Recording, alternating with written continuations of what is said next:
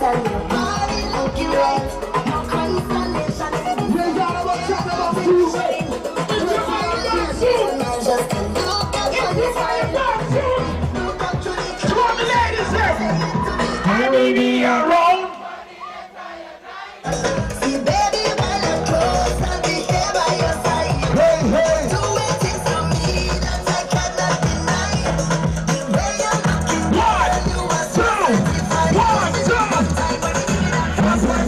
That's right. Take me down to the dark side. Anchored on my wayside. Sing it. Head over to the dark side. Anchored on my bedside. Baby, I see you as a queen. A love that's made for me, yeah. Baby, when you put on your crown, I kneel down to the ground, yeah. See, when it's not out into the light and your body looking right. No consolation in this yet. Never take a shine. You this how we call trip down the road. Your eyes just look up on your side. Make sure your party cup full up. To the close right now. Let's go. Baby, I roam for the See, baby, while I'm close, I'll be here by your side. Doing things to me that I cannot deny. The way you're looking, I want you to be quiet one more time. Let's go. Let's go. take a boat to the dark side. I'm on my bedside. Fast way. Take a boat to the dark side.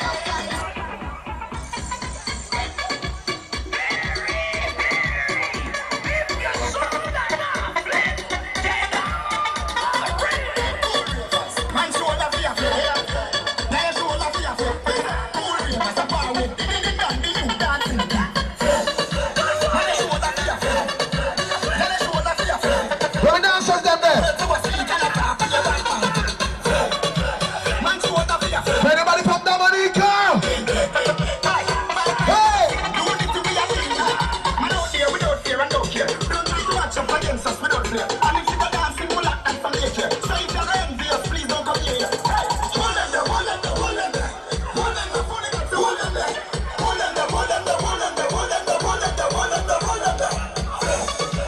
your shoulder for your feet.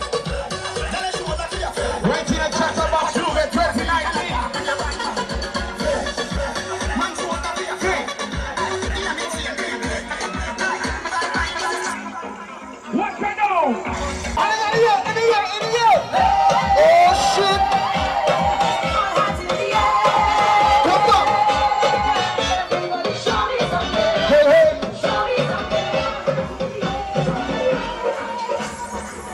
I thought we had this on them still like to spray. Every day, making you sweat. Let's go! The girl them take it. Let's go! I want to try that out. 1, 2, 1, 2. Stand up. Bring back so down. Oh, this fuck. Hey! Let's go! Ready you wait. Come we got let's say I want to see all the hands in the air. Let's go. Hallelujah. Get the box out. Box. Bring back so down. Bring back so down.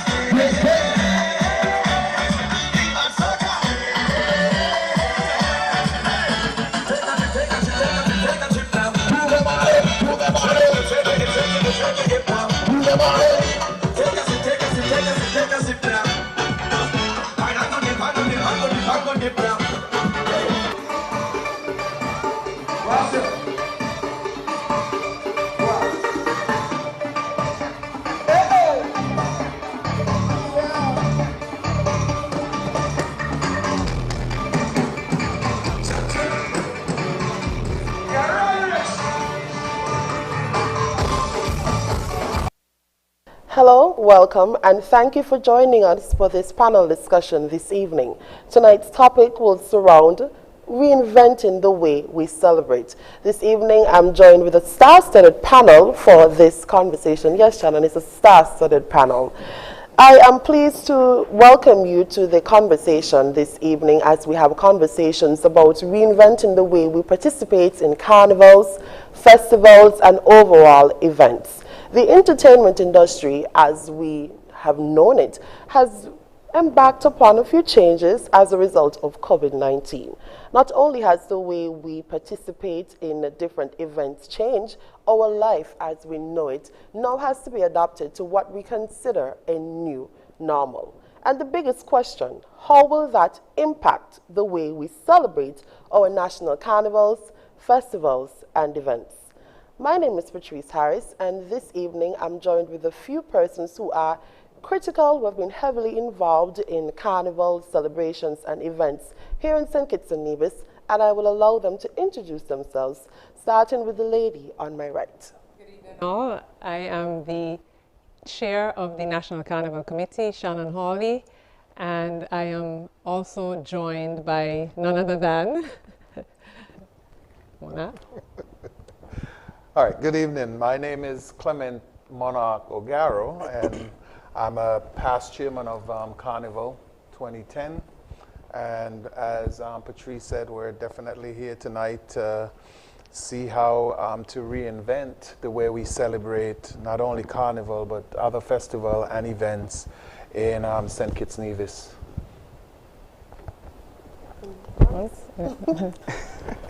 Good night, my name is Raphael, Rodney, and I am the promoter for the St. Kitts Nevis national event, in my opinion, the Cane School of It.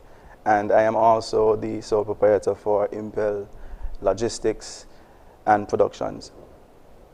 Thank you for your introductions. As you would have noticed, we are going to be having conversations about carnivals, events, and I know the biggest question circulating right now, will we be having a national carnival? I'm not sure if you're going to be able to get the response to that question in the way that you might want this evening, but I'm going to allow the chairperson of the National Carnival Committee to just give us a few introductory words. Thank you, Patrice. So the million-dollar question is, as Patrice said earlier, can we reinvent the way we celebrate? As it stands now, as of today, what we are accustomed of doing is socializing as it relates to festivals and carnivals. COVID-19 has come and has put, as we say, a spoke in our wheel, and now we have to think about staying 6 feet apart. So it is the actual opposite of what we're accustomed of doing. We have seen over the past few months so many carnivals that have been cancelled. We have seen St. Martin, Antigua, Barbados, St. Lucia, Grenada, a host of carnivals that have been cancelled due to this pandemic.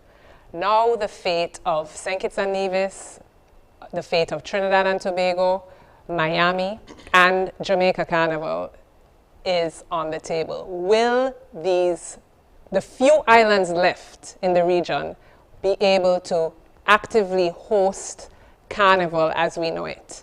And of course, as I said before, that is the million-dollar question. We've seen so many innovative ideas that have come about as a result of COVID-19. And event promoters, carnival committees, etc., have done their utmost to ensure that participants, revelers, patrons have some level of satisfaction as it relates to carnival or festivals. So the million-dollar question, and the question that we're going to try to answer or have some sort of discourse tonight, is, are we able to reinvent the way that we can celebrate? This is, for us, this is the reality. We have some very tough decisions to make over the next few weeks, but this is ultimately the new reality that we have to face. COVID is going to be around for quite some time. It's going to be around, as Dr. Law said earlier, possibly for the next year and a half until a vaccine has come into place. But the health and the security of our federation the must come first. So these are things that we need to take into consideration. I think it's all good that if we have protocols in place, yes, I think that is fantastic. But we all know with a few drinks of alcohol and some music, we know that sometimes protocols may go out the window. So again, these are the questions that we have to ask ourselves realistically. How can we reinvent the wheel? How can we host some sort of festivities in the midst of a pandemic?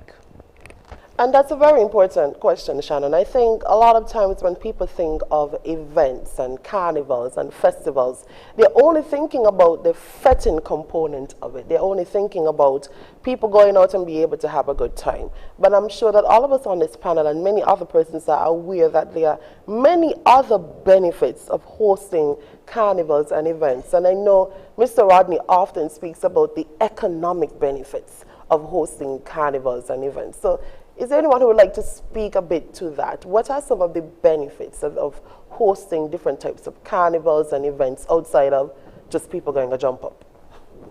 Well, I believe Ogawa should start with this question because Wow. Ogawa was a very instrumental element in terms of rebuilding what we now know as Sugar Mass, is it? Yeah. So before I even delve into that, I would like for us to hear from the man who invented the actual branding of what we now have entitled as Sugar Mass. Well, going back to 2010, when we did the rebranding to Sugar Mass, and Shannon was there with us as well as deputy chair, we had to basically reinvent the carnival and some of the events as well. So that's where the Soca Monarch came on board in a big way. We also introduced fetes as well in a big way, and that's where Inception and the forerunner to Cooler Fete came on board that year as well. And so not only, as you say, the carnival is for the people who enjoy it and spend money in the bands for Juve or for the parade, but you're looking at vendors, not only at the carnival events, but at the private fetes as well, that, you know, who make money. All the people who actually work to clean the streets, so the solid waste group. I mean, there's just a whole component of people that benefits from the carnival. And so, you know, though the coronavirus is seeming to, you know, that it's going to be with us forever or for the extended future, I mean, you know, I think that, of course, we're creative enough and we have enough of a creative reservoir in order to ensure that we could, you know, do something this year so people can enjoy what I call the last carnival of the year. The last carnival of the year. Just adding to what Monarch has said, Carnival, St. Kitts and Nevis National Carnival is the largest national event on the calendar. It may not now be the most popular for some, but it is the largest event, and it takes into consideration such a wide spectrum of stakeholders. As you said, Monarch, from the vendors, the many vendors, street vendors, vendors in events, multiple stakeholders, event promoters. It takes into consideration, you know, individuals cleaning the streets, right? Makeup artists, individuals who do decor, etc. All of these individuals who have some part to play in National Carnival essentially will be affected in some way over the season. So I think that these are some of the things that we need to take into consideration: the economic impact of our National Carnival, and you know, sometimes we don't realize the extent. I mean, our National Carnival spreads over a 6-week period. I know back in the day for our 40th anniversary, we had 40 days for the 40 days for the 40th anniversary. So our National Carnival spreads over 6 weeks or more. And during that 6 weeks, it's about individuals socializing, it's about tents, carnival bands, soca artists preparing their music for release. So the economic impact. I don't think we actually understand the actual economic impact of this national celebration. I don't think there has ever been an economic impact assessment as it relates to National Carnival, because there's so many individuals who have to be taken into consideration when we make our decisions as it relates to Carnival and hosting of Carnival. Well, I think it's very important not to understate the economic value of Carnival, but to also try to highlight some of the social impact that it can have, because you can imagine coming out of being in a global health crisis where persons were in lockdown, not able to go to some of the biggest events, music festival, not being able to travel to other islands for carnivals, how that can impact an individual psychologically and socially. I remember being on the Virgin Islands Carnival Committee, and we had to host the carnival directly after Hurricanes Irma and Maria, 2 Cat 5 hurricanes. And so it was important to be able to have this event, to have it somewhat as a social and psychological way to lift people's moods and get persons to feel happy, to be joyous and content again. So I think that's going to be an important factor that's going to play a role in the upcoming Carnival Sugar Mass at the end of the year. Because oftentimes the entertainment industry, sometimes I feel people frown on it. Apart from the economic benefits, you just outlined what we can see now is almost like a paradigm shift in the people that are interested in going out and hanging out and liming and even going to the beach. I've never seen so much people walking now. So everything that we feel would have been, taken for granted in the past, now people look forward to entertainment more than ever, in my opinion. We couldn't wait for the movies to open. We couldn't wait for the beach bars to open. Right now on the beach, you have every weekend at least, I would say, 2,000 people on the beach, right? And that in it, and you're seeing a different depth. So you're seeing the younger ones, you're seeing the older ones. I mean, everybody have where they would go in terms of the enjoyment that they want to experience. But at the end of the day, even though you would have had a period of lockdown and some people not even having a job, the minute that sector started to open up, for everybody that was working, essential workers, they had a little bit of money saved up because they had nowhere to go. A lot of people ain't traveling again. So where there is a lack for some, there is excess for others, and these people can't wait to go out and spend. So when they go out and spend, now you have a waiter that now has a job, you have a bartender that has a job, you have a cook that have a job, right? As Shannon said, you have cleaners, you have the guys that remove garbage, because if the bars ain't open, ain't really no garbage there. So now the truck driver get back a job.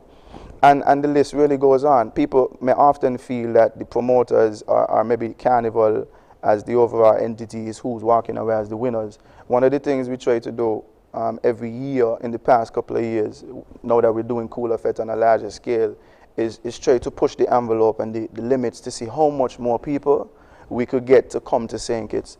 Over the past 10 years, we probably have invested about $1 million, and over half of that stayed in St. Kitts, but what went out was with the intention to get more to come in. So yeah, we might have hired popcorn and the price tag might have been higher. The people here wanted to see him, and rightfully so, they deserve to see their favorite artist, right? And when we sent that money out to get popcorn here, for example, people flew in to see him, right? And not only that, when he posts that flyer on his Instagram page, then more people starting to see that there's a buzz happening in St. Kitts around December time, when most people would rather stay home. But believe it or not, people now want to travel and experience new things, right? So the economic impact is very, very, I think, underrated. And sometimes I like that Shannon just said that we should probably have an assessment, have an analysis, so that we could actually see where the economic impact is coming from, not just by demographic, but by the sectors. Because you have the cosmetology, you have the decor, you have the entertainment, which is the musicians, you have the production, which is all the guys in here who are dealing with the cameras and all of these things. You have the guys that operate the LED screens. The list is lighting, staging. The list is super long for the economic impact, right, that actually comes out of Carnival, comes out of entertainment. Some may feel as if, I remember one time I read a review where someone felt as if we might have been forgetting with culture and moving too fast with modern Carnival, but I feel what we're doing is creating the perfect fusion and packaging it. Because it doesn't make sense to invest $1 million in Carnival just to celebrate with culture. I mean, we need to be able to justify spending that money. Spending that money should have some economic returns, just like music festival. I definitely I agree with that.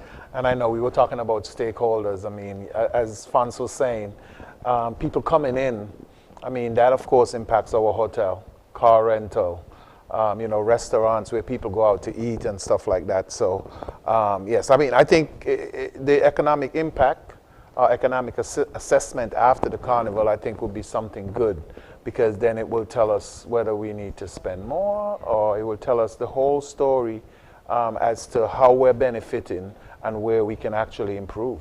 I think one of the things that we have seen throughout the region in carnivals, or festivals generally, is that move away from the traditional element of carnival to more of a fetting, partying element. And these are the people who spend money.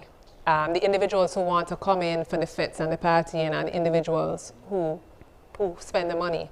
And so we're seeing the movement away from the traditional aspect. And I think where St. Kitts is unique is that we have the opportunity to now fuse the two.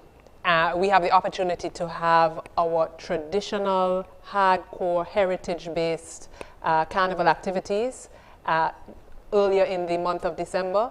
And then we have that Power Week where we're able to host our fetes and our fetes and parties and the Grand Parade, which is what attracts individuals from overseas. So I think that the intention of the new Carnival Committee is to fuse the two, ensure that our traditional aspects are well taken care of, because I was listening to an interview a few nights ago with Banker, and when Banker used the word healing, that healing word, that was very powerful. You know, it was a very powerful word, and it made me think of, you know, just that. You know, how do we dissect the carnival product? Look at ways where we may have fallen short in the past. Look at ways in which we have excelled.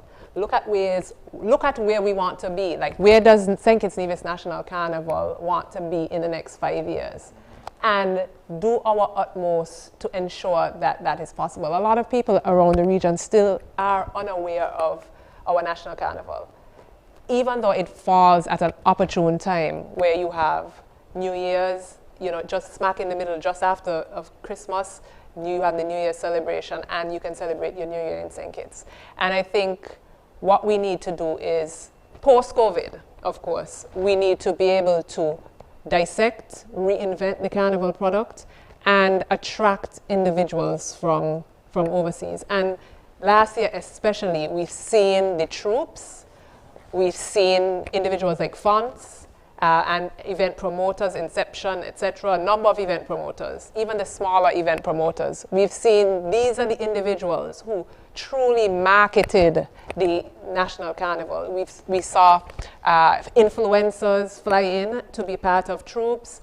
We saw Cooler Fed hosting regional acts, celebrating our local acts. And I think that is critical. So we have to form that essential partnership between the event promoters, private sector, and the National Carnival Committee in order for us to excel. So we've spoken greatly about the amount of money that we would need to inject into hosting events to be able to see the returns, the return on investment, the ROI. But we're now at an era where we do not necessarily have the luxury of a large amount of resources to be able to invest into a carnival product. And that's why we're here to have a discussion about reinventing the way we celebrate, the way we fet, the way we have our national carnivals, and the way that we have our festivals. What in our mind does that really mean? Because, to be honest, I'm going to speak about myself personally. By the time we saw relaxation in regulations, I will tell you I did not tune into a virtual event again. For me, it was more about being on the streets, going to the bars, meeting up with my friends. So what exactly does reinvent mean first in that regard? Why are you laughing after me, Mr. O'Gara? I think we need to first, in terms of reinvention, we need to first look at where we are in terms of COVID-19, in terms of the pandemic. It's a very fluid situation. Where we are today might not be where we are next week. And this is like the frightening aspect of the pandemic. So if we were to say, let us host National Carnival today, I am sure that the NEOC would not have a major issue with us hosting it today. Because as we know, there is no community spread as it relates to COVID-19. We understand that the cases are isolated, correct? And it's funny that you mentioned that, Shannon. Someone actually said that to me today. Well, maybe we can pull the carnival forward and not wait until... Other factors have to be taken into consideration. I know, I was just giving... but it's the reality. But I think, though, the corona virus, it has caused us, as I said earlier, to dig deep into our creative reservoir. And, I mean, over the past couple of months, some of the stuff that we've done, most of it or all of it virtual, has showed that, I mean, we have that capacity here in St. Kitts Nevis to do things that, I mean, to challenge the rest of the region and the world. And so I think that, I mean, something definitely can come of what we do this year. Definitely for Sugar Mass 2020, whether it's going to be virtual. Because every day now people are, just today, Grenada not only have canceled the carnival before, they've now canceled the two Monday and Tuesday holidays as well, considering that people have been locked down for so long. So, and Anguilla seem to be putting up a model as well too, because they have a one-day festival where they have, I think, the Juve in the morning, the boat rides and picnics and stuff during the day, and then entertainment at night. So, I mean, I guess just like how the country on a whole, we can look at and see what the region is doing as it relates to opening the borders and stuff like that. I'm sure we can take some, some of what is going on in the region as well to ensure that, whatever happens in December, definitely people would still have a good time. Well, I saw recently as well that in Antigua, Tian Winter, he usually has a t-shirt mass, and he's now having a motor mass. And so it's basically like an island-wide motorcade. You go into your vehicle, they'll give you a FM station to tune into. You get your regular shirts. There's certain stops that you can use the restroom and enjoy entertainment, and then they're going to have people handing out food on the side of the road. And I read that quite intently, like, ingenuity, innovation. So what can we really see for St. Kitts and Nevis in terms of a carnival product, even from a promoter standpoint? How would you think about the reinvention of your particular event? What would you have to take into consideration for that to happen? And will there still be, that's my greatest question, as great of an interest and an appeal in a virtual event in December 2020? Faust just looked away at me, so I'm going to look at someone. No, but honestly, I really, at this point in time, based on the magnitude of the event that we have, I don't believe that we may be allowed to have so much people gathering. I mean, you're talking about over 5,000–6,000 people. If that is to happen, then we may have to go into a venue that allows us to more or less double the capacity. I mean, we always try to go in a bigger venue anyways, but realistically and ideally, there may not be any social distancing. And I'm not trying to go against the grain in any way, but I would rather the borders stay closed and we have a carnival inside than for it to open and then things get jeopardized. But the reality is we may just be open by that time. And in terms of virtual events, as I'm glad Patrice said it, the minute she was able to go outside, she was not interested in any more virtual anything. So would people tune in to a virtual event after a promoter would have invested in probably getting an artist to perform virtually?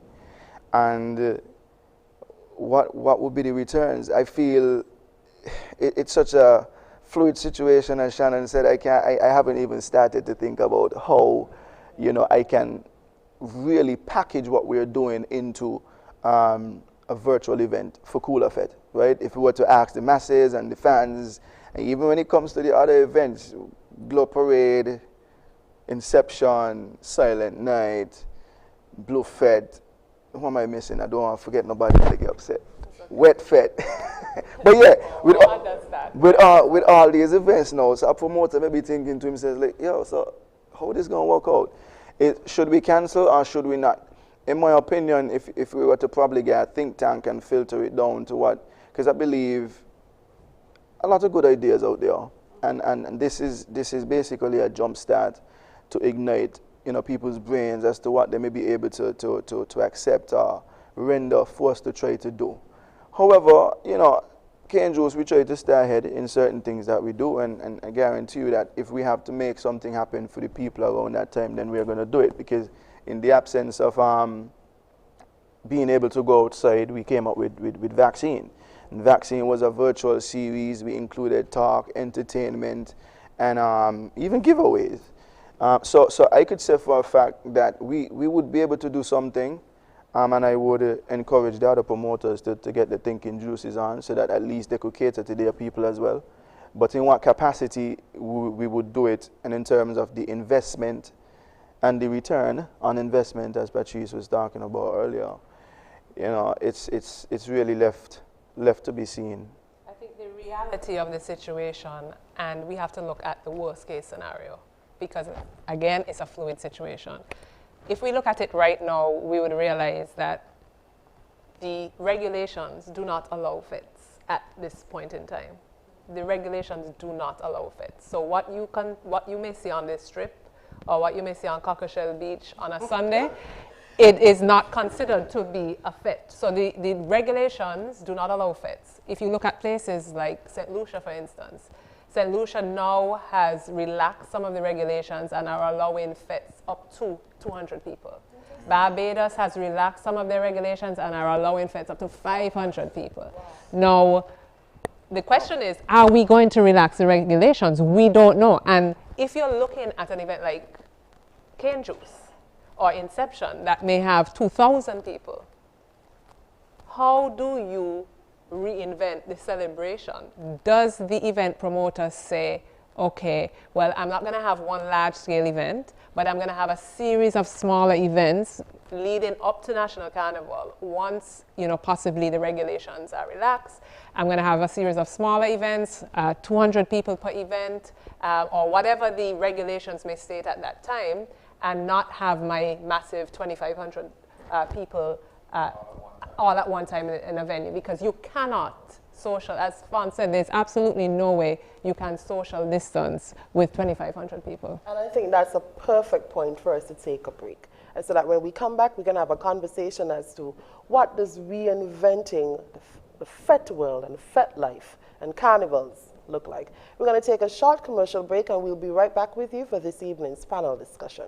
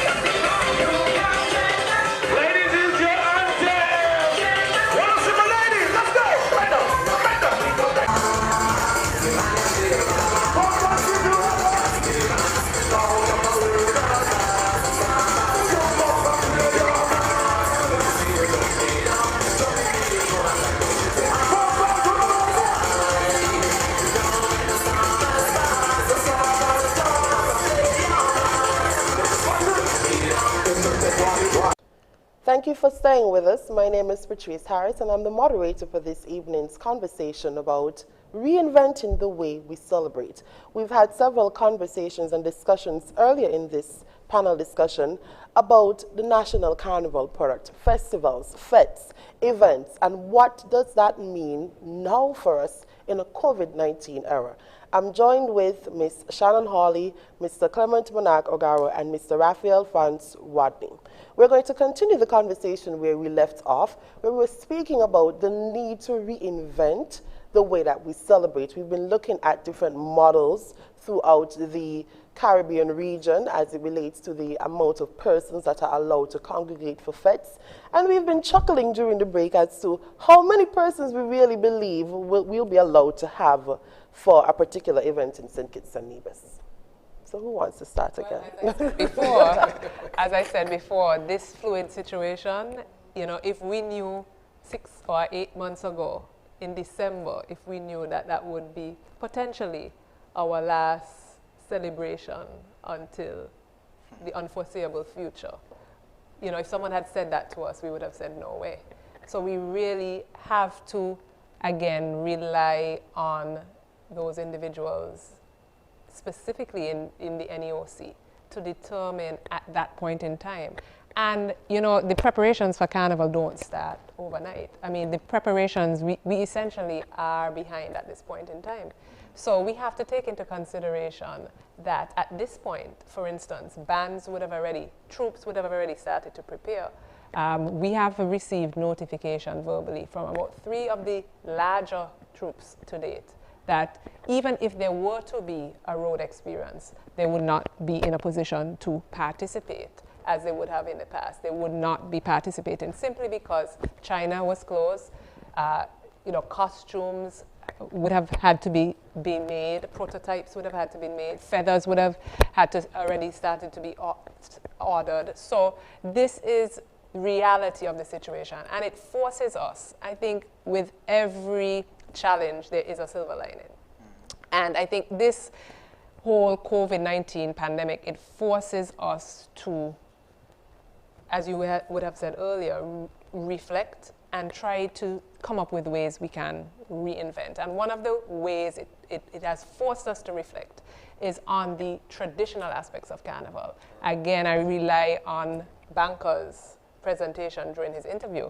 And, you know, he appealed to the National Carnival Committee and the Ministry of Culture for assistance. And he asked the question, what is the National Carnival Committee doing for the traditional folk, the individuals, the creatives, the artists who have been around for decades and have preserved the art form? How are we going to ensure that those creatives are supported? So I think, again, in this whole pandemic period, it is an opportunity for us to support individuals like Banker, support the individuals, the masqueraders, you know, the clowns, etc., who go above and beyond the call of duty to preserve the traditional elements of Carnival, because that as well is very important.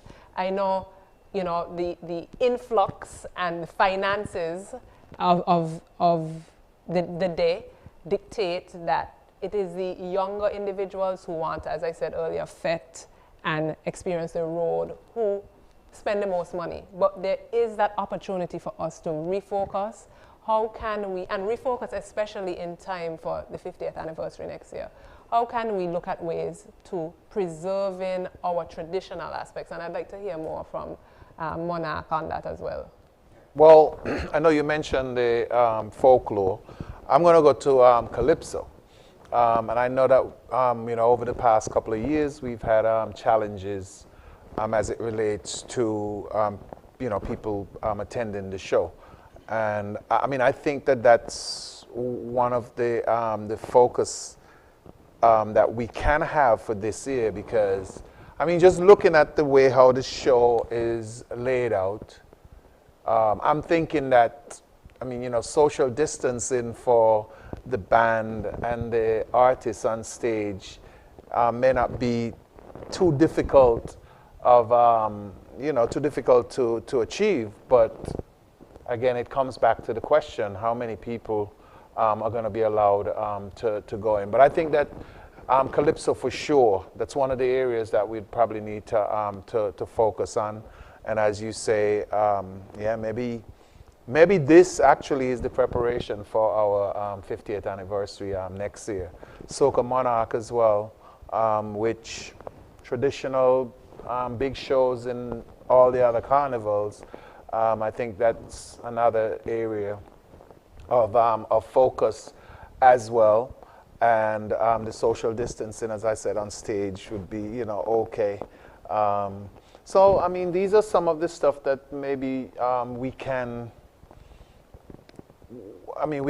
put on, whether it's in a virtual, you know, setting or a smaller audience, so that, I mean, we could preserve some of these and maybe enhance what we've done over the past couple of years as well. Because I think that it's easier for the artists to do their music, considering most of the music is done here.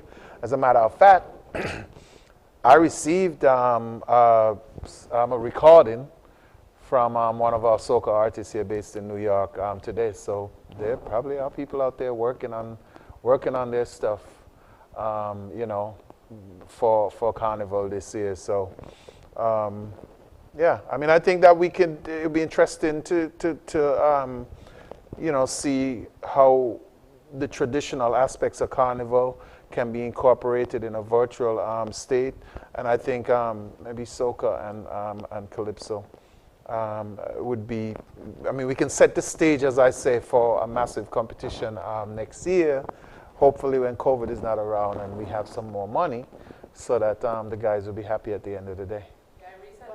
Sorry, Patrice. I recently saw today, I think, in Antigua, there is actually going to be a Soca Monarch virtual, and the participants will submit any song that they would have participated in before. Correct.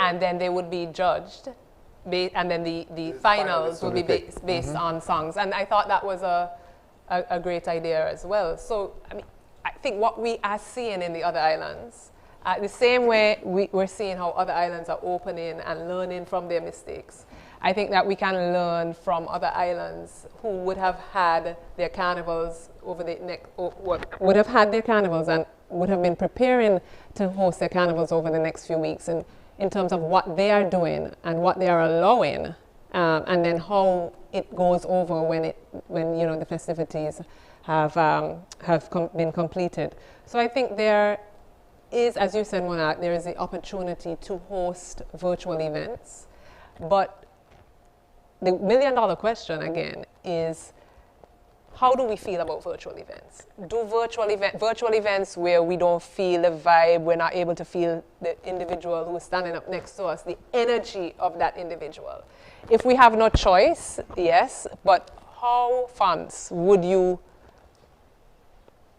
host a cane juice event virtually? How would you do it? I think that's a very interesting question for Fans, being a business person, because he now has to not somewhat unveil his ideas, but to somewhat yes, I'm thinking about your intellectual property here, Fans. But even before we go into the questions, I just want to let the listeners know and the viewers that you are able to WhatsApp any comments, any feedback, any input that you want to have into this conversation to 661-5183. 661-5183. Be kind, be polite, and submit your input to our discussion. So we're going back to France. I gave you some time to think, France. I'm working with you. Carnival is back now. There's no time to be polite. No, in honesty, before we even jump to what cane juice could do, because Shannon just threw something out there, and I will support it, because people often feel like it's just the younger ones want to jump up and party and fet and all that. But that brings the money here, well, you know what I mean? But the tradition, the culture, the art form, I mean, right now, if we were to have a Calypso Monarch, you could imagine that the topic would probably be politics and Corona. A lot of things that we experienced during this time. We had an election during Corona. That in itself is hot sauce for what do you call it? Social commentary. For social commentary, right? Now, all isn't lost for Carnival. I mean, we kind of in a tight spot. The promoters, the mass bands, some of them can't do anything this year, right? Maybe they might be able to pull a little t-shirt mass together, but everything come down to the NEOC. Rather than us just throwing things up in the air, but we can't really answer how we're going to do it. I would like to render an idea to Shannon for the Calypso show or even the Miss St. Kitts, because as you said, the numbers have gone almost non-existent. Many are trying to sound pretty it up right now, right? It's hard that even when you combine all the Carnival events that were hosted by the Carnival Committee, the fetes doubling, tripling the numbers, right? You initiated a soca manner that I feel was just on a crazy upward trajectory. As a matter of fact, during the peak at that time, we had decided, we meaning Cane Juice, we're going to put a pause on hiring foreign soca artists and focus on our own. Stickle Drum Rhythm here, we ain't had no foreign soca artists for about 2 or 3 years because we wanted to focus on our own. And then the artists them started to lose interest, and then now you basically don't even have a soca monarch, in my opinion. You would have had the staging for it, but there was no participation. I would imagine now they want to come back and they're excited. So we don't know where we might be at that time, but let's say that the NEOC allows us to do small numbers. We may be able to get away with larger numbers if, one, the event is a sit-down event. So like for Miss St. Kitts and Talented Teen, we put the chairs a certain distance away from one another. Temperature guns when you're coming in, sanitization, the whole 9 yards. And we have, now the police force, they're there to ensure that we have a certain level of social distancing. If you have to wear your mask.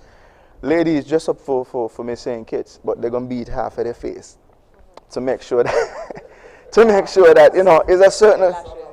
And the lashes them now be on No lipstick, right? No, well, some of them don't want the lipstick still. But at the end of the day, it's all about keeping that vibe of social distancing. If you get your temperature check when you're coming in and you're wearing your mask, you're more or less following the protocols to a certain extent. When you get inside now, you know that the chair is going to be set up in a certain way. What is in the cricket stadium, more than likely has to be somewhere where you could have enough space to do it. So we still can have a Miss St. Kitts, in my opinion, once we follow certain guidelines that they have implemented. For the Calypso show, I would propose to Shannon to probably do a drive-in Calypso show, right? Where we take it on a big lawn, allow a certain amount of people in the cars. The motto is 10 winter on, you say it is? Yeah, what's a mass? So they have regulations where I think it's 2 people to 2 door, 4 people to 4 door, 9 people to 14. So it's the same thing now.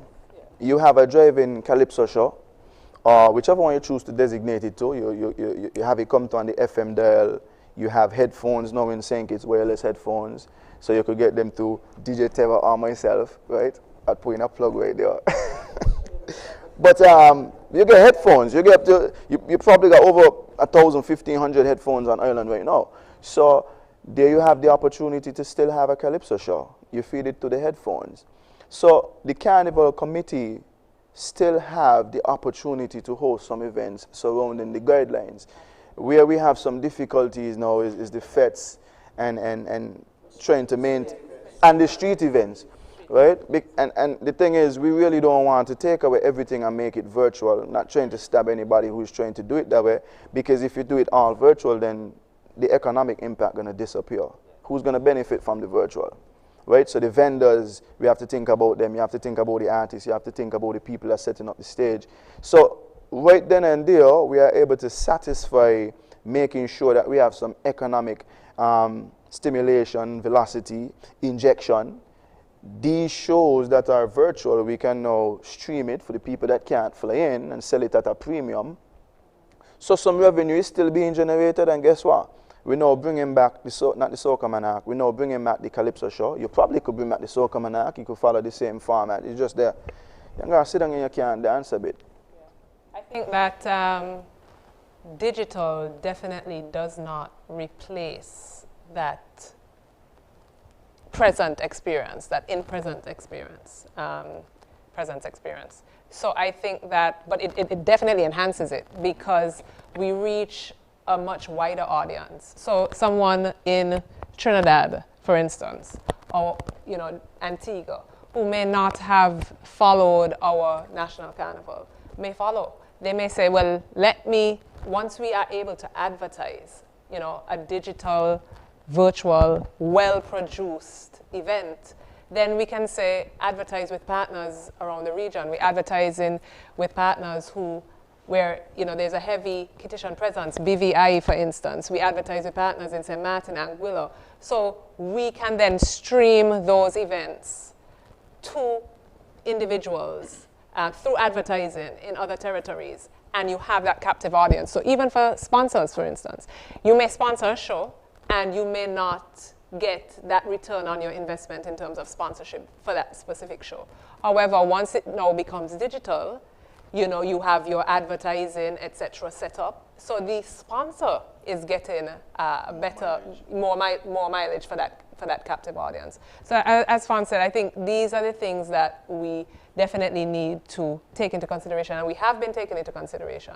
What events do we think as a National Carnival Committee can be actually hosted where there is some sort of physical presence, but still have that very well-produced digital element. And we've been speaking with individuals who have, for instance, you just saw a whole virtual campaign. The whole election was hosted virtually, and that was produced all locally. So there is nothing barring us from doing the same.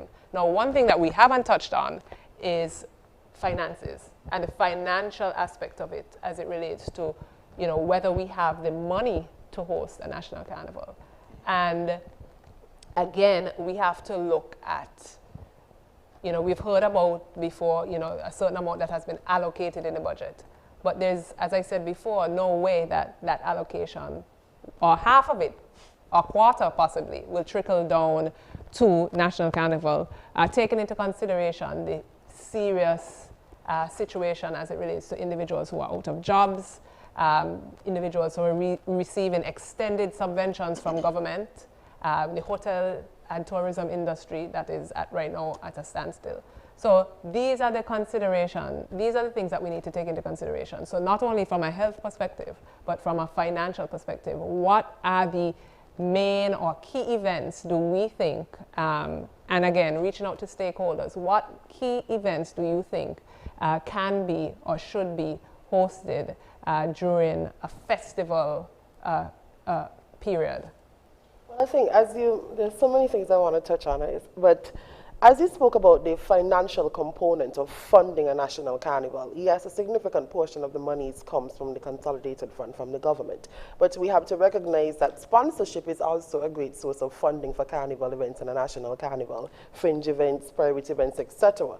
But then, as you would have mentioned earlier, there isn't an excess right now. You would recognize that some companies are having moratoriums, some companies are laying off their employees, so they don't necessarily have the typical $20,000, $30,000, $40,000, $50,000 to invest in a national carnival product. So that subtracts from the amount of money that is available to overall host these events.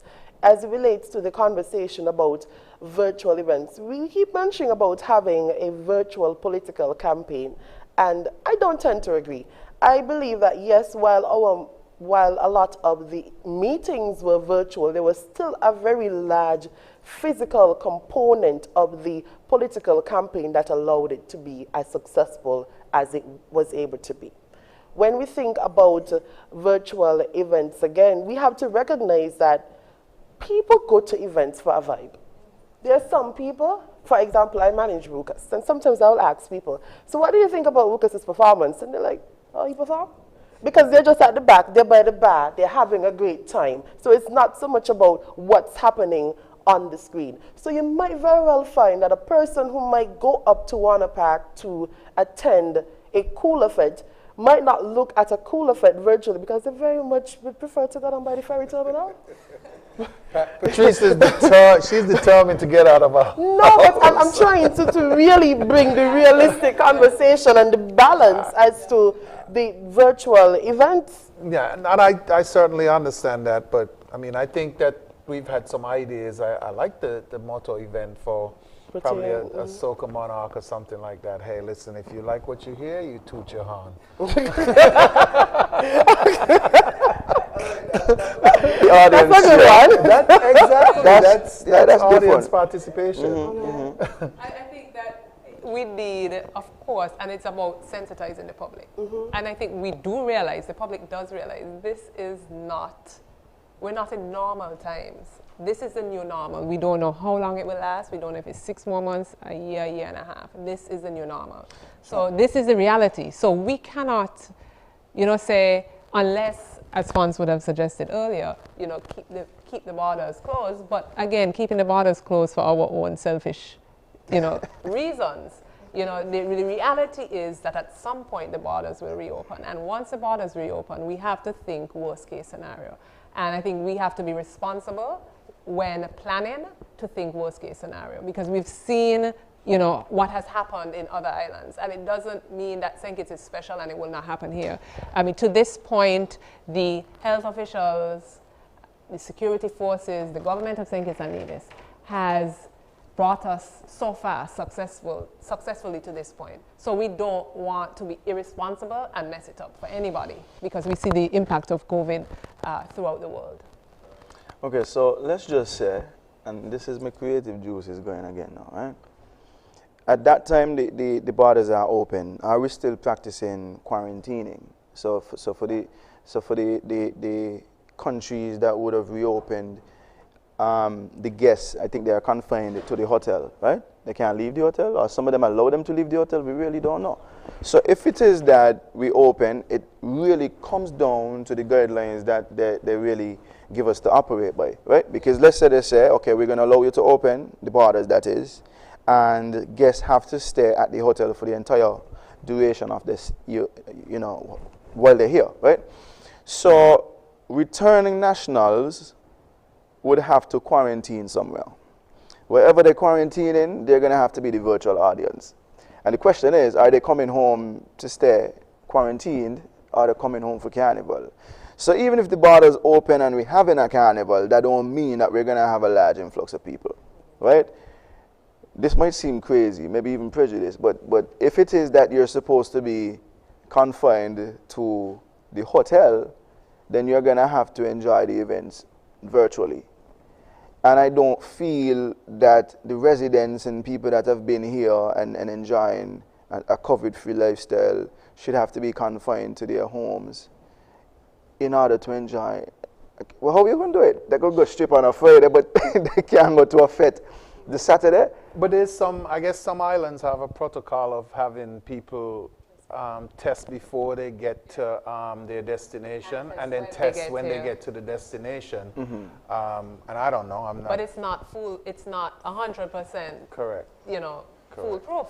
There may be that just one individual. You've seen individuals, one person affect 700 people. Exactly. So these are the things. This is the reality of the situation. This is the reality that we have to face. Fonsari, you mentioned about individuals wanting to go out. Again, we have to take into consideration, once the borders open up, or if the borders open up prior to Carnival, will we as a people maybe not go back in lockdown, but how comfortable will we be in going out? Will we say, regardless, the borders open, we have 100 cases, but we're still going out? So that is another thing that we need to take into consideration. People are going to go out regardless. I feel like we just recorded another case. 2 more cases recently. But we were happy and felt safe knowing that these people are quarantined. Because the cases were isolated. And so they were isolated cases. The cases, we realize it, but in the minute that we have one case that may have gone out into community spread, then we have to take that on a whole different level. And I, for one, back in March, I was locked to my TV. I could not miss a NEOC briefing. Now you ask me, when last have you looked at Shannon is now confessing.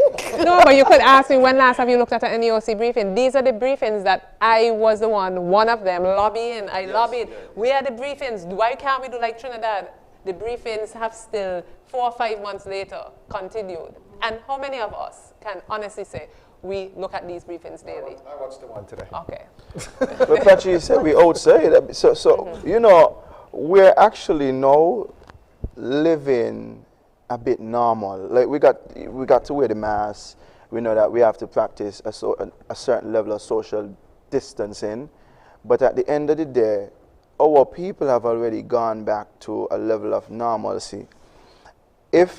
Who should have been here tonight with us, I feel like, unfortunately, maybe next time we could have them, somebody from the NEOC, so that we could just punch questions at them and they could tell us realistically what it is we may have to do, and we could give them ideas on the fly. Because I hear thinking about maybe a national ID card to say, well, I've been here for the last how much ever months, and I have a card that allows me to be outside. But if you come in and you're supposed to be quarantined, you don't have this card, so you can't access an event venue that only allows a certain amount of people, right? So regardless of where you decide to go, if you're going to go into a large event, let's say they allow up to 2,000 people in a space where it could fit 5,000 people. When you're going inside, you get your temperatures checked and all of these things. You cannot enter regardless unless you have this card that says you are allowed, you know. But then again, you know, if you were exposed to somebody... Committee. There's a flip side to it, because I think people are as comfortable as they are now because the borders are closed. There's a high level of assurance, like, look, Dr. Laws, Dr. Wilkerson, they got this. I could comfortably go out on the street and do whatever I need to do, participate in social events. But from the time the borders reopen, I think there might be a higher level of paranoia. Absolutely. People are going to be like, oh, you come from, I say you come from China, you come from Taiwan, and they're not going to want to interact and be as social as they are now. So I think we have to really take into consideration what then is the next scenario when borders reopen. How then do we celebrate? How then do we have a festival? How then do we congregate when borders are reopened? Yeah, I think just to clarify, the National Carnival Committee has had a few meetings already with the NEOC. And as I said before, the situation is fluid. The NEOC is only able to advise as of now what the situation is. They cannot say to us, okay, well, Carnival, you go ahead and plan because, you know, we know that we're going to have 0 cases and we're going to be all safe. The financial, economic side of things is that the hotels are closed, borders need to reopen. We need to get that trickle in. But the reality is how many people are going to come to St. Kitts from the hot spots. I mean, we heard earlier, the United States is our lead market, with accounting for over 80% of individuals flying into St. Kitts. How many individuals are we going to allow individuals from the US to fly in? Do we say no US passengers until 2021? We actually Some countries are doing it right now. We don't know. We've seen Bahamas, for instance. We've seen Bahamas close off, saying no more Americans. We see St. Vincent saying we're about to close to the US. So are we going to follow their lead and say, okay, well, you know, if you're coming from the US, thank you. You know, who eats the in, as people say. I think we should take the bold step, considering, you know, what it is. At the end of the day, as much as we want to reopen borders because we feel as if we're missing out on revenue, we still have to think about the country's safety. Because you open the borders and then you have an influx of people that may bring in something when we're just enjoying a level of just relief and all of these things. So we have to wait. Like when we open the borders, how much people can actually come, right? And don't get me wrong, I believe that people will start coming, but we really need to put it out there where we are allowing people from to begin with. First of all, we need to refocus who our target market actually is. Because can't be thinking about the US right now. Inter-Caribbean travel is very, very, to me, underestimated. We need to tap into it. And now more than ever, we should be looking at okay, this port is COVID free, that port is COVID free, they have been COVID free for the past 3-4 months. We should be able to open to these people. Because as long as they're keeping their borders, we have to be on the same page. So if we're not accepting Americans, they can't accept Americans either. This is not us being prejudiced, this is just us being, you know, honest and true within ourselves to know that this market that is typically our target market is not where we can accept people from at the moment, right? So Angola is good, St. Martin is good, the VA is good. Guess what? All of us could start trading amongst ourselves. Because from time the borders open, if nothing, matter of fact, I would love to go to Poker in Angola. Very well know that. Right? So we're gonna, not to cut you off, but we're gonna pause for a short commercial break, and we'll come right back into who and where should we accept persons from, hypothetically, when borders reopen, so that we can have events, carnivals, festivals, fetes. Stay tuned, and we'll be right back. Go on, Leo, go on! Oh, man! Oh, man!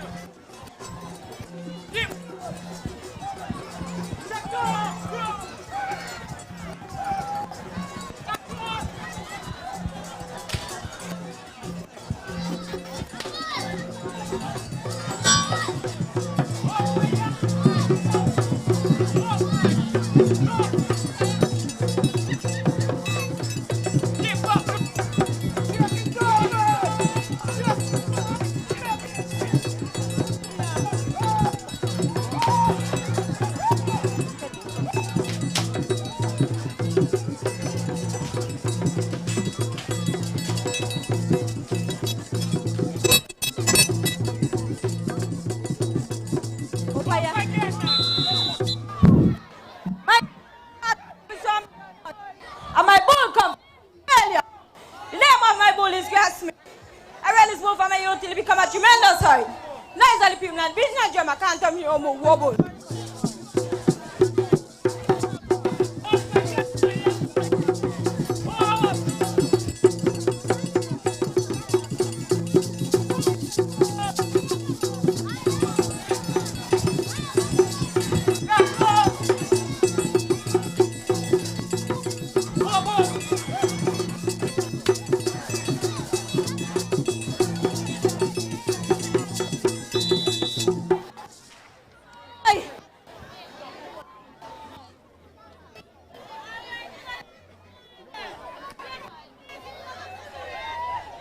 Yes, Arthur Davis. I got number one job for you. I went number one job, eh? I came with a shaggy, that timber grass. That's on the same pasture. Make sure you're not trouble.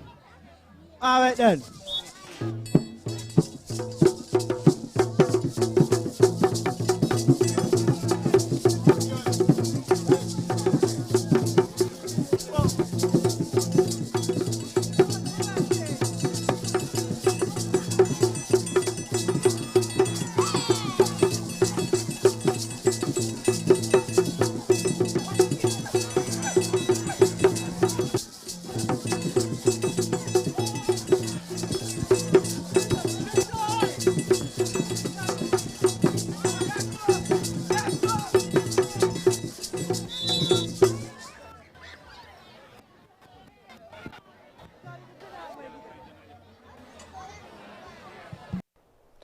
Thank you for staying with us. We've been having a panel discussion surrounding the conversation, can we reinvent the way we celebrate?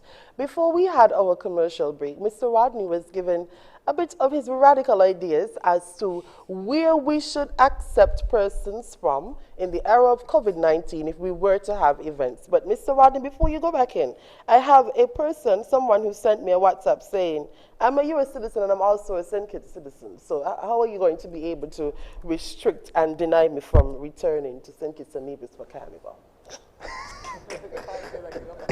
that person there probably coming from my neck. I'm not trying to be prejudiced, like I said. The reality is, okay, so my mom lives in Florida. I used to travel to my mom very often. I can't even go there now, right? If my mom is to say she wants to come back, Mommy, you're coming from a hotspot. That's just the reality, and that's my mother, right? It really depends on where you're flying from in the U.S., but then if, let's say you fly from Miami to go to Texas to come here, you're still coming in from a hotspot, right? As it stands, we can't deny nationals from coming home. So you're going to come home, you're going to go to the charter system, you could still come home. We're not saying that you can't, but in terms of a commercial flight, that is what would more than likely be denied. Now, if you come through on the way that people are coming in now, which is through the charters, you're going to be subject to a quarantine. And once you go to that protocol and the steps, you're free. You got your pass to come outside just like everybody else. But in terms of coming in for the short stay, or you're coming in for the week period and you're coming in from a hotspot, you really need to plan your vacation if you want to, because you're going to have to come in on a charter. So people in, Canada, the numbers in Canada have started to dwindle because they have been managing it well. Unfortunately, Donald Trump has not managed it the way that others have, including our very own tiny paradise island of St. Kitts. So we really need to just be cognizant of the fear factor and also the reality of what the virus can do to our healthcare system. But the question then remains, how realistic would it be to subject certain islands or persons who are living in certain islands to not be able to return? Because if you look at places like the United States Virgin Islands with a very, very large St. Kitts Nevis diaspora, a very large population, they come home, they participate in Carnival, and they have about 150 plus cases at the moment. And that is a spike that we've seen in recent times. If you look at places like Puerto Rico and St. Martin, I'm not really familiar with the exact numbers at the moment, but these are hubs that people use to get into St. Kitts, particularly around Carnival time. They find the cheapest flights. It's easy to get to Puerto Rico, it's easy to get to St. Martin, but these are hubs, and these hubs also mean that these are places where the virus can be spread realistically. So is it a fair assumption to really say that there are some places that we should disallow persons from when we're thinking about Carnival in a COVID era? Other islands right now have created this bubble, travel bubble. And if you look at southern islands, for instance, I think St. Lucia, for instance, St. Lucia now allows individuals from around the region, from around the OECS, in islands that there are low, what they call low-risk islands. And so they are allowing individuals in from islands and not having them test, but allowing them in, no quarantine, I think one test or no test, and they're allowed in. So I think that the authorities need to look at examples that have been set by the other islands. Is it working for St. Lucia? Are there, the active cases increasing rapidly? So these are the things that I think that the authorities need to look at for the rest of the year. The first 6 months of the year have gone by in a blink of an eye, and December, it will be upon us. So the reality is, as Fawn said, how many individuals will be, once we open, how many individuals will actually be coming in from the hotspots, want to leave the hotspots with the fear of maybe not being able to return to those hotspots, and whether the NEOC and the authorities will require individuals coming in to quarantine during that time. Because if in December the same quarantine rules apply, then individuals will have to come in and then quarantine for 2 weeks, whether it's in their homes, hotel rooms, etc. And then the risk will be less of the spread. The risk of spreading corona will be less than it is if our waters open without any quarantine. Just to, before you get to your next WhatsApp message, Patrice, just to add to, maybe to support some of what Fan said. Hey, New York is now quarantining people that's coming from the hot spots like Miami and Houston. So Texas and Florida as well, because if they can do it to their own nationals in the U.S., I don't see why we can't do it. Some people might say, well, hey, yeah, you can't do that because I'm a national, I'm coming home. But then you'd have to, whatever the protocol is when you come in, you'd have to adhere to it, just so that we don't have that fear of being out in the public with someone who could possibly spread. Okay, we've been soliciting the comments and feedback from our listeners and our viewers as well.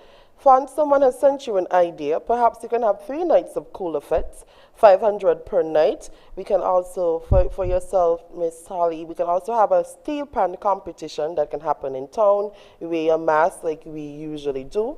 Persons are asking about regulations for a boat ride. What seems to be a trending topic on Facebook at the moment is whether or not we should actually have a carnival. Persons are suggesting that it should be delayed until next year for the 50th year, have a grand carnival celebration. It is not a normal year. The monies should actually go towards some of the social issues that are taking place in the country. Persons think that it's very selfish to not have the borders reopened. We have thousands of persons who are out of work and the borders need to be reopened, and we just have to learn how to live with COVID-19. Someone is saying the virtual just doesn't do it. Yes, I'm rocking with you. The virtual just doesn't do it. It's played out, and these shows would be sad indeed. I don't know if contestants are looking, but they're asking, is there going to be a reinvention of the carnival shows, the GQ and the Miss Sinkits and the swimsuit competition? I think we spoke, I spoke on the weekend about the reinvention of national carnival shows. As Fons mentioned earlier, we've seen over the past few years a dwindling in terms of participation in the national carnival events, mainly the shows. And one of the ways, and it was a suggestion that was given by public, and I tend to agree with, one of the ways in which we can ensure that crowd participation is increased is by shifting the National Carnival shows out of that Power Week. There should be absolutely no reason why National Carnival events like a Talented Teen, a Queen Show, Calypso Show should be competing with a Cooler Fit. I think that we have enough space on the Carnival calendar to be able to host both of the events both of these types of events on different dates. So there is a Power Week, and the Power Week would have all the fits and the road experiences. Prior to that Power Week, we will have events that focus mainly on the local market. We have events such as the shows, we have Bass There Alive, events surrounding the traditional aspects of Carnival. And to answer that question about panorama or a pan competition, that is something that we definitely are looking at, the possibility of hosting this year and getting all of the bands on board with us to host a successful event, because these are the traditional aspects of Carnival that we can concentrate on. Even if we don't have that traditional Carnival, there are aspects of the Carnival that we can have some presence, a limited amount of individuals participating, and we can still have that virtual experience, which is, again, I can't stress enough, a well-produced virtual event supported by that presence that is limited based on the numbers that the task force would give us. I think one of the misconstrued notions as well is the whole idea of the virtual event, because realistically, why are you chuckling, Monarch? It's not because of my opinion of it, but realistically, most events that have been taking place in the last 3 years have had a virtual component. The shows were streamed. It's just a newer media that now has a greater appeal, so to speak. You see more persons on social media, you see more persons on Instagram, on Facebook, so naturally you will have more viewers. But you still would have already had the typical mediums. You still would have had the shows being aired on radio. You still would have had the pay-per-view in terms of the shows being in the pack. So it's not so much about the virtual component and we laud the virtual event, but at the end of the day, it is the appeal of the event, at least in my estimation. It is the overall appeal of the event that will allow it to attract the numbers. In terms of hosting the events, as would have mentioned earlier, it's quite easy to do that because you can space out the chairs, as we saw with the inauguration. You can do all of these things, but how then do we ensure? It's about striking the balance now. How do you satisfy the needs of the persons who physically want to be there and not compromise the product itself and the health and the safety of the citizens of the nation? That's difficult in the sense that I think Shannon mentioned this earlier, that for Carnival this year, we're behind already. I mean, we're almost at the end of July, and so I'm sure a lot of planning would have, in normal years, a lot of planning would have gone into, putting everything together for, say, for instance, masks, even some of the soca artists. as well. So, I mean, I hear you, Patrice. I think that, you know, a balance would be nice, and I think that balance would come from maybe utilizing this year to bring back you know, the bacchanal that we used to have when it comes to calypso and soca monarch, even for Miss St. Kitts. Bring back the people to that show, because I think we can do a good job of social distancing when it comes to stuff like that. And I don't know, maybe, you know, as I said, be a good setup for our 50th anniversary next year. And again, you know, this year I think the focus again should be on the solid investment or support of the National Carnival stakeholders. Stakeholders that have contributed to National Carnival's the preservation, and stakeholders that are contributing to the evolution of National Carnival. And I think that is very, very important. And I think we also have to look at ways as a National Carnival Committee to, when I say support, we have to assist, you know, whether it's a calypsonian or someone individual in the art form, whatever art form, we have to be able to assist those individuals by enhancing the product, enhancing what they have on offer. Because, you know, what we're seeing now is we have bands bringing out songs in the middle of Carnival, right? So we have to look at ways in which we can support, for instance, a soca artist or a band, and incentivize them, because we need to be able to say, okay, well, bring out a song, let us assist you in producing a video. You understand? And these are the kind of things that I think we need to do in order to ensure that our carnival grows, because a carnival is only as great as the people who participate in it. And so these are the things that as a National Carnival Committee we need to step back and look at and say, how can we support these artists? Are these artists only bringing out songs for National Carnival? How can we get their music out there? How can we get their music out there to the region internationally, like we're seeing in the different islands? What are we doing wrong, or what can we build on to ensure the National Carnival is out there as a national celebration, just as we see so many other carnivals. I mean, Jamaica only recently established a carnival, and their carnival is now it's so big, it's huge. Yeah, it's huge. I mean, not to we want to be known as the #1 small island carnival. We are doing what we have to do internally, but we need to be able to partner with other ministries. We need to be able to partner with the Ministry of Tourism. We need to be able to say, you know, Ministry of Tourism, how can you assist us? You know, not just advertising National Carnival in a booklet or online or whatever, but how can you, if you look at other islands, the Ministry of Tourism heavily is involved in the promotion of their carnival. How can the new Ministry of Arts and Entertainment assist us as a National Carnival Committee and the Department of Culture, Ministry of Culture? How can they assist us in getting our product out there? So these are the things I think, as I said, there's a silver lining behind every dark cloud. And these are the things that we can look at, and we have a whole year to look at leading up to the 50th anniversary. Partnering with key ministries, as I said, the Ministry of Tourism, there's Skipper, the St. Kitts Investment Promotion Agency.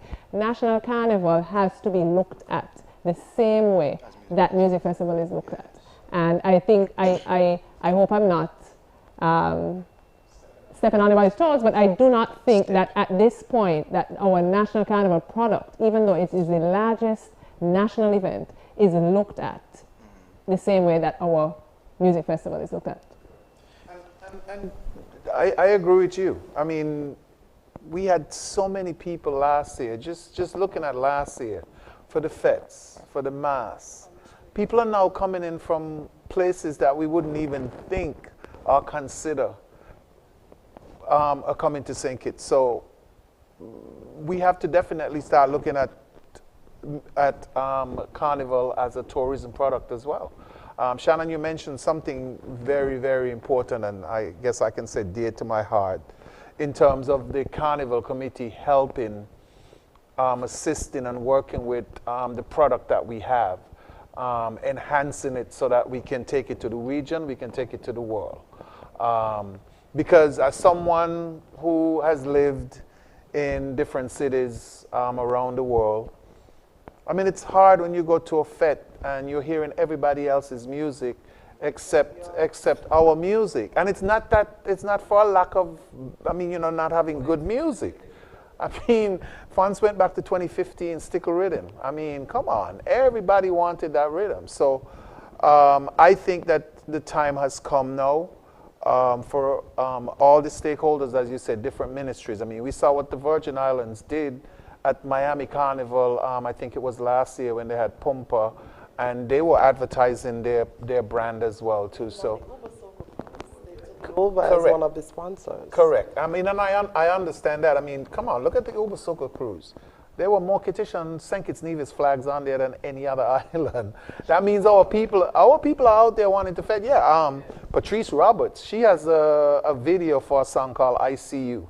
And every 10 seconds or 15 seconds in that video, you see a St. Kitts Nevis flag. So we're out there, and I think that if we enhance our product, I think it would be definitely good for us. One way to do that as well, to encourage Soca Monarch as well, is we have to get somebody in the finals of the International Soca Monarch in Trinidad. I know we've tried. We tried back when we in 2010, when Conris, I think, was the winner.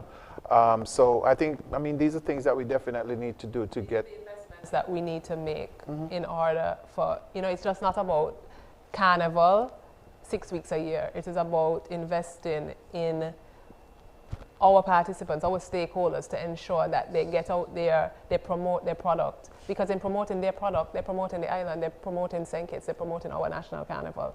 And we need to see more of that. You know, let me just have a quick chime in here. Just sitting here and listening to this discussion is heartwarming for me, especially to hear you say it. I mean, I've heard you say it in the past, but now you're saying it to whoever is watching, wherever they're watching from. Carnival is a tourism product.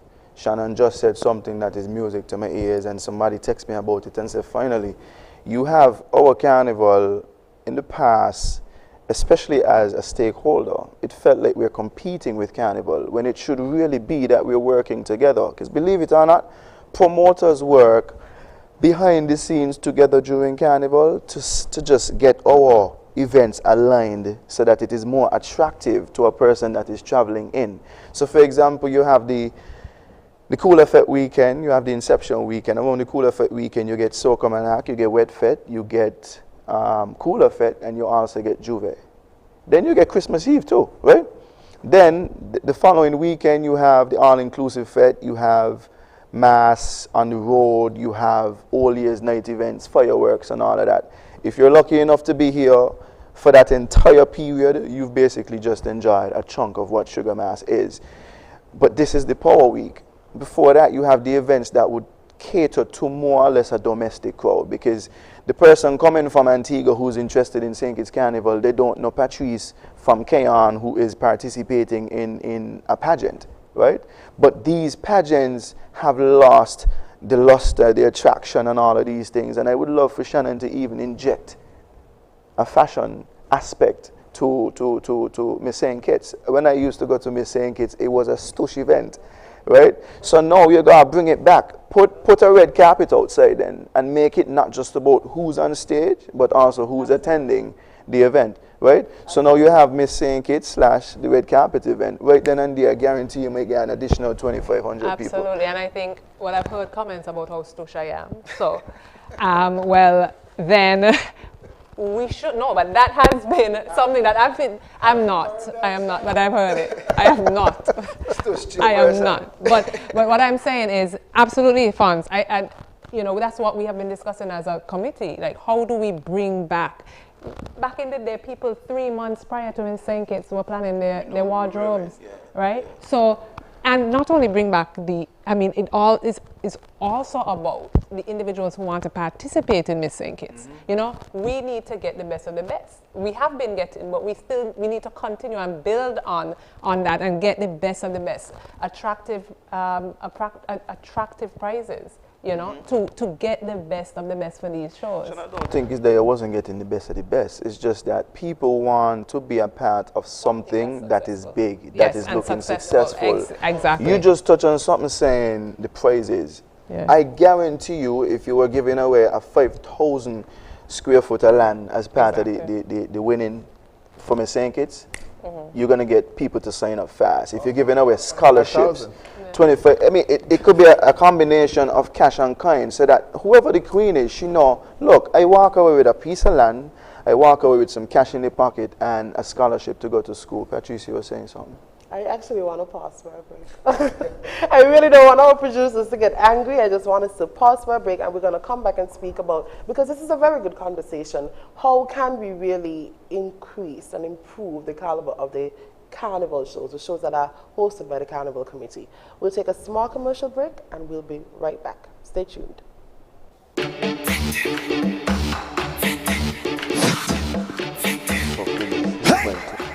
Start the Monarch. Start the Monarch. Make we party. Hey, hey. In rain or in sun, yeah. Once the band them strike up, we running coming down, yeah. Trouble in the town, yeah. We drinking, we rum. On the grass we walk with them girl there to the ground. It's trouble in town, yeah. Me I live for you. Me I live for me and my boo. Sexy Malibu. Hey, so make we do what we do, what we do, what we do, what we do. And I see now it's 3+2. No, everybody. No. So if you see me really getting on in a band, hey, hey. And if you see me ways to getting on like an ass, no question. Tell your mother this man. Me I live my life is only one, because when you dead you know you done. Huh.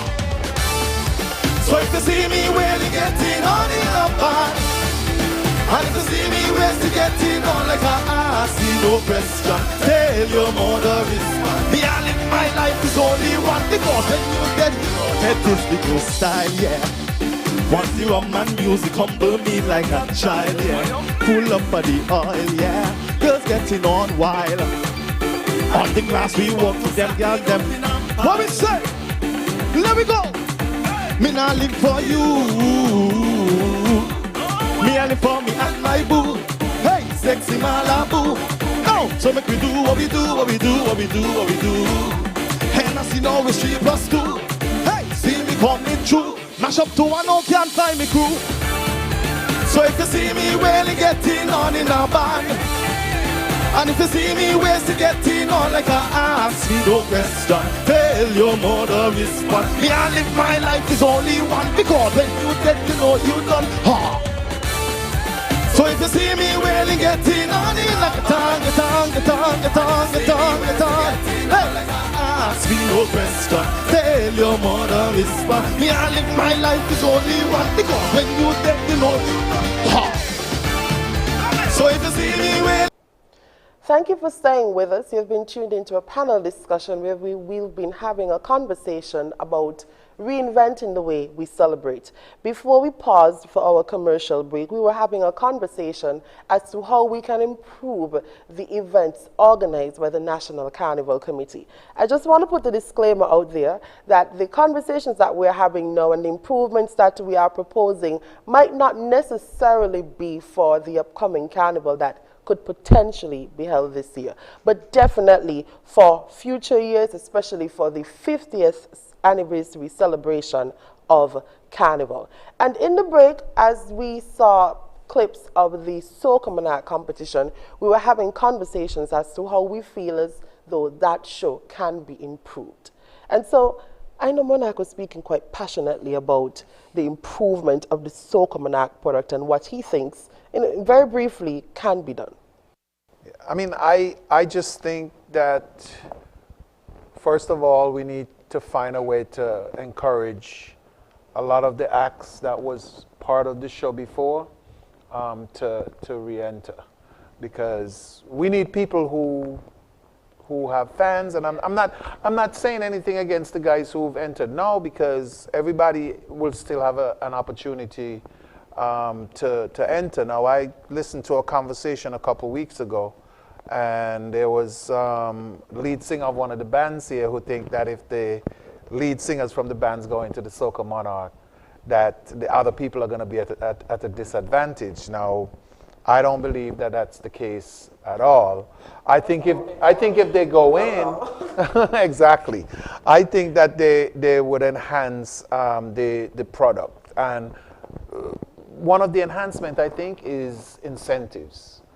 I mean, right now, if I'm not mistaken, the top price in the Soca Monarch is $10,000. So as you say, Patrice, you work with Ruckus. You spend $9,000, so you're not taking home anything. What are you going to invest to be better for the following year?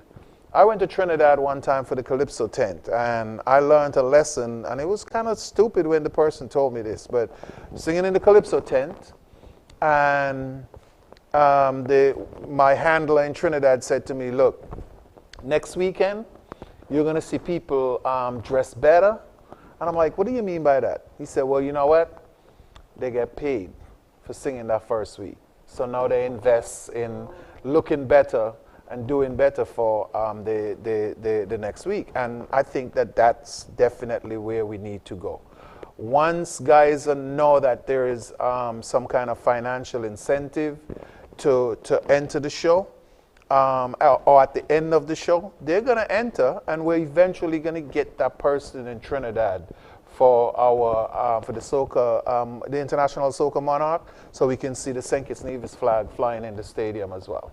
Well, for me, the conversation, I'm going to be devil's advocate here. Should it really be the responsibility of the Carnival Committee to incentivize and to try to get persons to re-enter into the Soca Monarch competition? If it is that you're really passionate about what you do and you see yourself on a career path, to be a soca artist, to be a dancehall artist, to be a reggae artist, should someone really be running behind you with an incentive? The greater conversation that needs to be had is how we perceive the music and entertainment industry in St. Kitts and Nevis.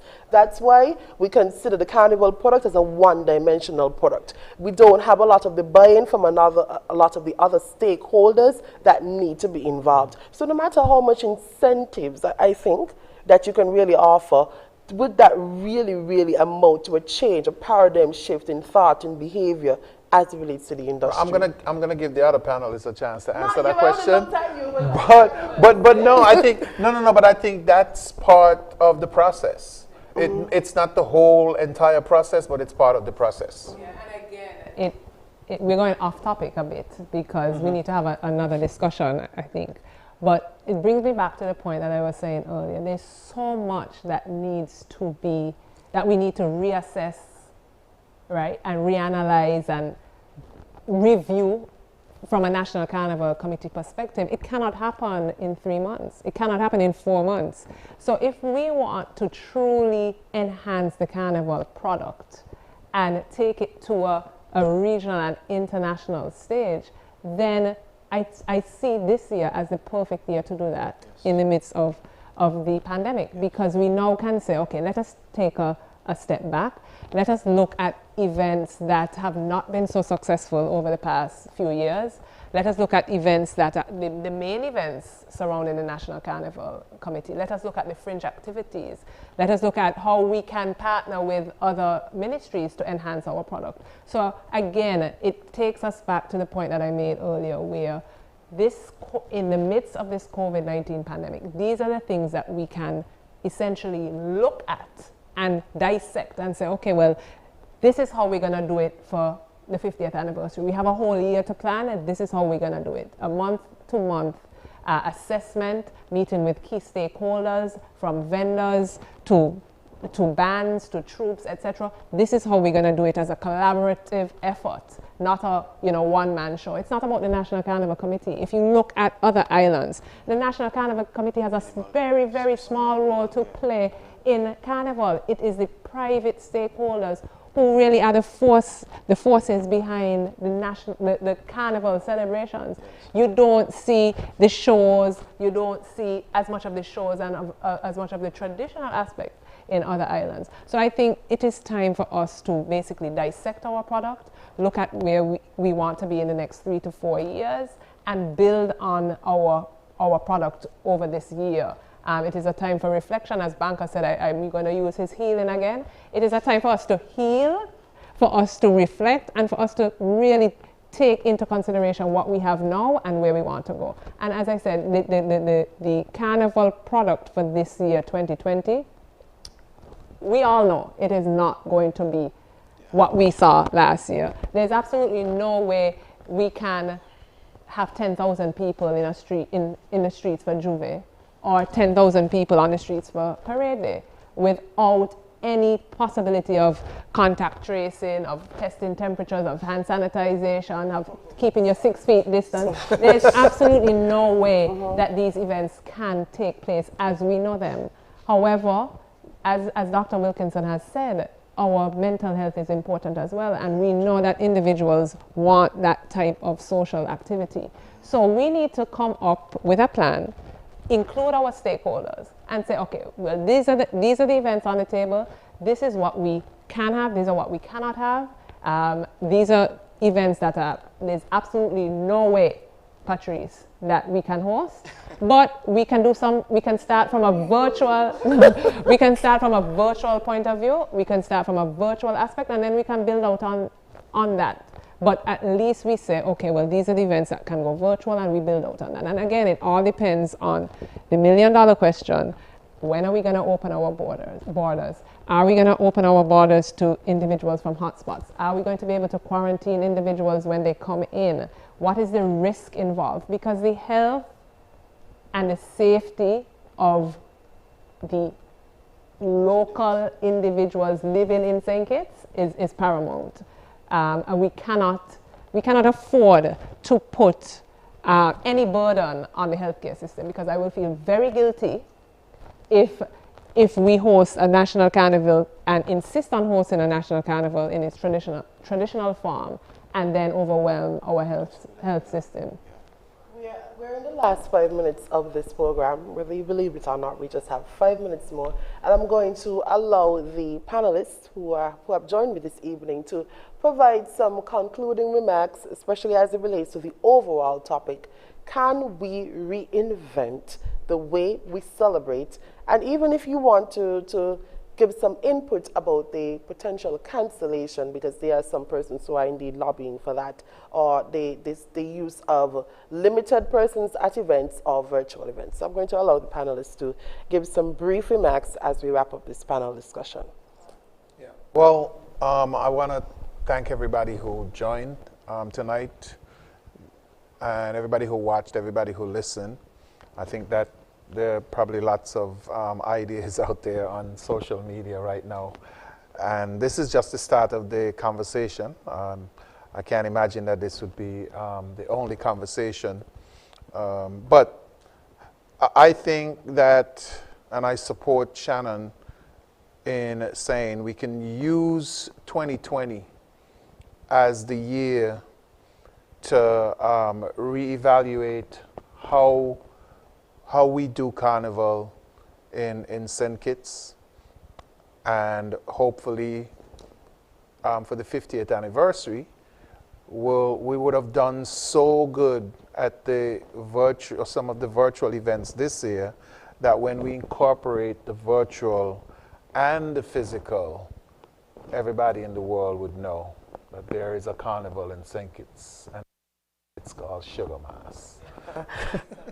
I think that is absolutely my sentiments. I think Carnival is a massive undertaking. It involves so many stakeholders over such a wide period, from vendors to street cleaners to participants in shows, event promoters, etc.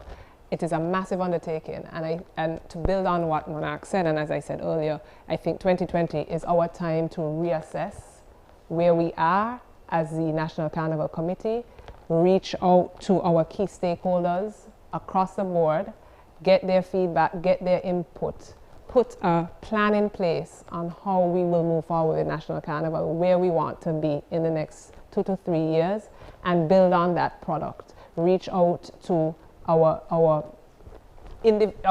regional individuals who host carnivals. Build, copy and paste. See what is successful for them. Get their feedback. Culturama, you understand? Copy and paste. Get some feedback from Culturama as well, because Culturama, we've seen how it has grown successfully over the past few years. And I think 2020 is our time to do that and support our stakeholders, ensure that their product is enhanced, goes to the market, see how we can, benefit as many stakeholders as possible. Well, what I can appreciate is that the conversations are now being had, and that we're not waiting last minute to see what will happen, but we're being proactive in what we can make happen. The approach has been, in my opinion, a significant one, because while we are anticipating that we may be able to have one, we have a backup plan, which is the virtual. I don't believe that if we are lobbying, if some people are lobbying for the borders to be reopened so that we could have some economic stimulation from people coming in, then Carnival in its own entirety is also a form of economic stimulation. So if we are lobbying for the borders to open, then I don't feel like we should have to delay our Carnival as a result of such entirely. We can still have something, because if we don't have this year, which is 49, we can't call next year 50, because we didn't have a 49. So technically, we need to be able to have, it's the same thing for music festival. It's a bit more of an unfortunate situation for the festival, but Carnival, we have a chance. And if we're going to have something, even if it's partially virtual, then I feel like we should be able to have something, because it is a chance for us to uplift our emotional state of mind. After the hurricane had wiped out St. Martin, they had one of the best carnivals when they came back. And this is the opportune time for us to reinvent the wheel for Carnival, improve on what has faltered, so to speak, and repackage and market our Carnival for the world to know. Because if by December we are able to even have anything, the world is going to be looking at what we are doing. Because St. Kitts is having a Carnival, and at the end of the day, we would have more marketing on our side, because it's during this COVID time when everybody is looking to see what country is doing what. So we should be able to do something. We should be able to capitalize on the opportunity. As Shannon said, it's a silver lining, and we can take advantage of that. I hope that this is not the last of this type of discussion. I'm looking forward for more. So for the people that tuned in, we appreciate that you were here. My phone blew up with questions. I couldn't answer all of them. It's not I'm not the only one here. Shannon, I see her phone going crazy next to me. And I do hope that we can return and provide questions to the NEOC while they are here with us, and that we can also take maybe more questions from the listening audience, even audio, as long as we can keep it clean and recognize that we are all playing a part to make our Carnival product better, bigger.